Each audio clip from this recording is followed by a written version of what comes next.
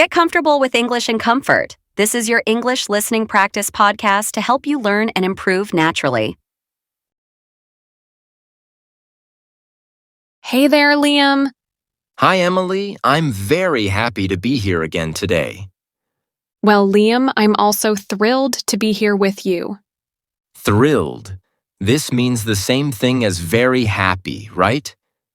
Exactly. They have the same meaning, but one sounds really fresh and interesting, and the other sounds like we've used it just a little bit too much, right?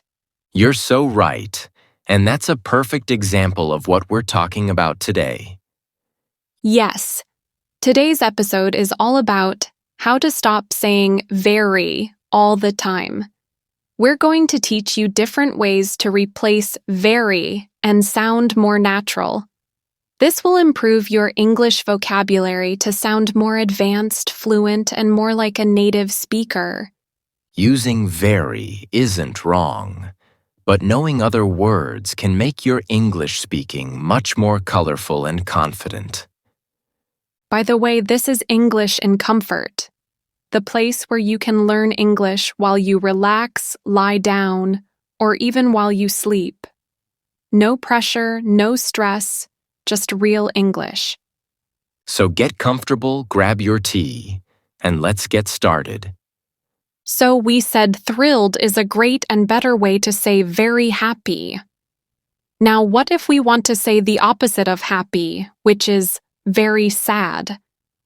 Instead of saying very sad, you can use the word devastated. You can simply say, I'm devastated. Devastated.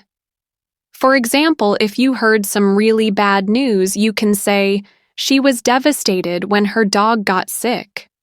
Or another example, I was devastated when I lost my favorite book. Now let's look at another one. Very angry. Instead of saying very angry, say furious. Furious. For example, the customer was furious about the bad service they received. Or another example, he was furious when his friend broke his phone. Now let's talk about size. When something is big, instead of very big, you can use the word huge.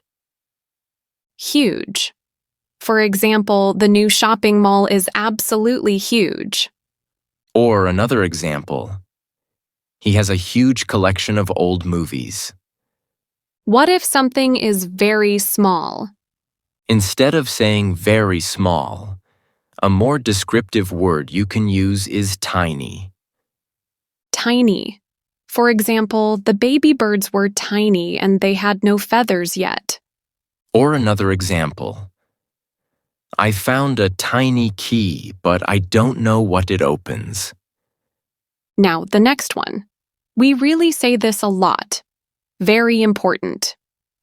A much better word for very important is crucial.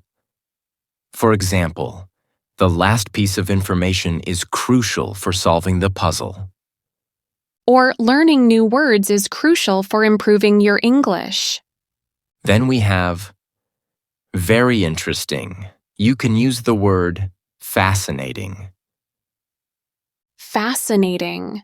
You can say, the documentary was fascinating, and I learned so much from it. Or another example. The book had a fascinating story about an old city. All right, let's keep going. What about very good? Instead of saying very good, you can use the word excellent. For example, the food at that restaurant was excellent. It's a simple change, but it makes your English sound more precise. Or another example. He did an excellent job on the project. Now let's see the opposite. Instead of saying very bad, a stronger word to use is awful. Awful is a great word for something that is terrible. For example, the weather was awful, so we had to stay inside all day. Or another example, I had a headache and the noise was awful. Next we have very tired. Instead of very tired, use the word exhausted. Exhausted. For example, after working all day, I was completely exhausted. Or another example, she ran a marathon and was totally exhausted at the end. You know what, Emily? I'm very hungry right now. Me too, I'm absolutely starving. Starving is a perfect word to use for being really hungry. For example, I haven't eaten all day, so I am starving. Or he ate a huge burger because he was starving. Now let's talk about the weather. When it is very hot, you can use the word scorching. Yes. Scorching is a great word for when the weather is extremely hot. For example, the sun was scorching, so we stayed inside all day. Or another example. The coffee was scorching hot, so I had to wait for it to cool down. Now, when the weather is very cold, you can use the word freezing. That's right. Freezing. For example, it was freezing outside, so I wore my thickest coat. Or another example. He forgot his jacket and was freezing on his way home. Let's now talk about speed. When something is fast, instead of saying very fast, you can use the word rapid. Rapid. For example, the car's acceleration was so rapid, it took my breath away. Or another example, the news spread on the internet with rapid speed. But when something is slow, instead of saying very slow, a more descriptive word to use is sluggish. Sluggish. For example, I feel so sluggish this morning because I didn't get enough sleep. Or the car was old and felt sluggish when going up the hill. Next, we have very easy. Instead of saying very easy, you can use the word effortless. Effortless is a great word for when something is so easy that it seems to require no effort at all. For example, she made the new task look effortless. Or another example.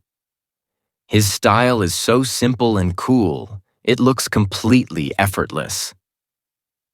All right, let's keep going. How about we talk about something difficult? Instead of saying very difficult, you can use the word challenging. Challenging. For example, learning a new language is a challenging but very rewarding process. Or another example. The hike up the mountain was very challenging, but the view from the top was worth it.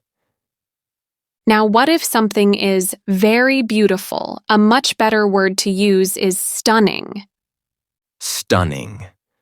For example, the sunset over the ocean was absolutely stunning. Or she wore a stunning dress to the party. What if it is the opposite and something is very ugly? You can use the word hideous. Hideous. For example, the monster in the movie had a hideous face. Or, he thought his old yellow car was hideous. Let's continue with the next one. How can we say very smart in a better way? Instead of saying very smart, you can use the word brilliant. Brilliant is a word for someone who is exceptionally smart or talented. For example, she had a brilliant idea that helped us solve the problem. Or another example. He's a brilliant scientist who discovered something new. Now, for the opposite. Instead of saying very stupid, a much better word to use is foolish. Foolish. For example, It was a foolish mistake to leave the keys in the car. Or another example, he made a foolish decision by not studying for the exam. For the next one, we have very rich. Instead of very rich, you can use the word wealthy. Wealthy, for example, the family was very wealthy and lived in a huge house. Or another example, the company was started by a wealthy businessman. Now, what about the opposite, which is poor? Instead of saying very poor, you can use the word destitute. Destitute. For example, after losing his job, he was left completely destitute. Or another example, the storm left many families destitute. Now for when you're very scared. Instead of saying very scared, a much better word to use is terrified. Terrified is a great word for when you are so scared that you can't move.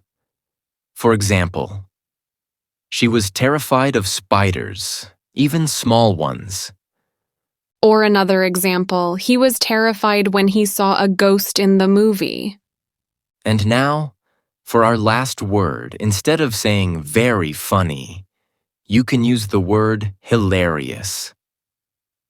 Hilarious. For example, the movie was absolutely hilarious. Or another example, his joke was so hilarious that everyone in the room started laughing. All right, everyone. Now let's practice all these one more time. This is your chance to try shadowing by repeating after us. Listen to how we say the words, and then you say them out loud too. You can pause the audio or slow down the video if you need to. Let's start from the beginning. Very happy. Thrilled, Very sad. devastated, Very angry. furious, Very big. huge, Very small. tiny, Very important. crucial, Very interesting. fascinating, Very good. excellent, Very bad. awful, Very tired. exhausted, Very hungry. starving, Very hot. scorching, Very cold. freezing, Very fast. rapid, Very slow. sluggish, Very easy. effortless, Very difficult. challenging, Very beautiful. stunning, Very ugly. hideous, Very smart. brilliant, Very stupid. foolish, Very rich. wealthy, Very poor. destitute, Very scared. terrified, Very funny. hilarious. And that brings us to the end of our episode on how to stop saying very all the time. We've explored really great useful words today that can boost and improve your English vocabulary, making you speak like a native speaker. Don't forget to keep practicing those words. The more you use them, the more natural they'll feel in your daily English conversations. For more practical tips on how to improve your English, and for more fun vocabulary lessons, please remember to subscribe to English in Comfort wherever you listen to podcasts. Thank you for letting us be a part of your learning journey. Keep practicing, keep improving, and take care, everyone.